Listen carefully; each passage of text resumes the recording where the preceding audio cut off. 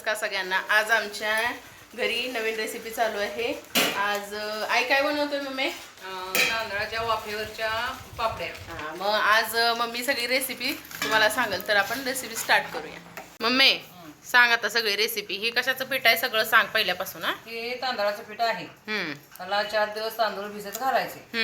4 दिवस घातले की चौथ्या दिवशी संध्याकाळ सकाळ 4 वाजता काढायचं आणि सावलीला घरीचं पंख्याखाली हडकवायचं आणि नंतर मिक्सरला लय हे करायचं नाही, वाळवायचं नाही। परत मिक्सरला बारीक करायचं। मिक्सरला बारीक करून परत सकाळी घातलं तरी पण चालतं पीठ भिजत, संध्याकाळी घातलं तरी पण चालतं पीठ भिजत। आणि अशा वाफेवर हे करायच्या। तांदूळ भिजत घातल्याने तांदळाचं पाणी बदलायचं का रोज? रोजच्या रोज बदलायचं, नाही तर मग वास येतो। आणि मग गिरणीतून दळून आणायचं पीठ? नाही, मिक्सरलाच। आणि पीठ कसं जाडसर का बारीक? एकदम बारीक दळायचं। आणि मग ज्या दिवशी घालायचे त्या दिवशी सकाळी भिजत घालायचं लवकर, म्हणजे भिजतं। किती पाण्यात घालायचं?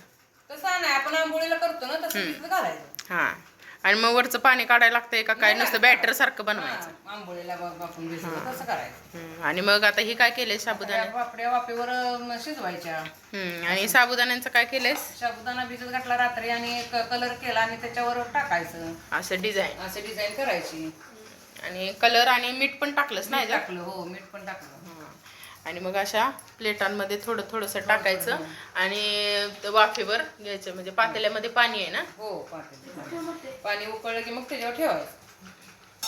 थोडंसं ते आंबोळीसारखं पाणी पचवायचं आणि असे पलटवायचे, अशी पलटी घालायची। दोन्ही साईडनं वाफवून घ्यायचं। असं वापरून खाली प्लेट घ्यायची आणि परत ती गार पाण्यात ठेवायची। गार पाण्यात ठेवल्यानंतर असं कडग सुईनं असं काढायचं, काठ सोडून घ्यायचे। पाणी घालू नको तसं त्याच्यावर।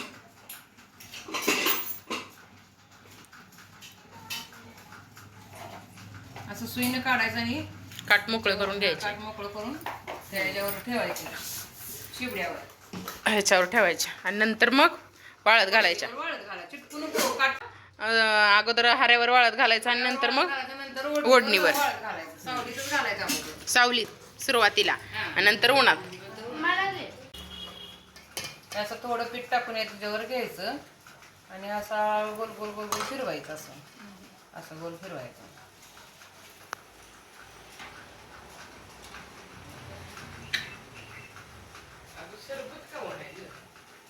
शाबू त्याच्यावर पसरवायचा। या साबुदाण्यानं लग्नासाठी आपली नावं पण काढायला येतात ना? पण काढायला येते, डिझाईन, नावं, शुभ विवाह, नवरा नवरीची नावं काढायची, छान होतं।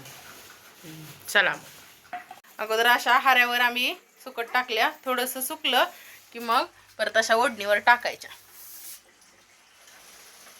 मस्त कलरफुल झाल्या आमच्या पापड्या, सगळ्या कंप्लीट झालेल्या आहेत करून। मस्तपैकी पापड्या कंप्लीट झाल्या करून आता सुकायला टाकलेल्या आहेत। 1 किलोचं पीठ बनवलेलं मम्मीनं, अर्धा केलं, थोडंसं जमतंय की नाही बघायला।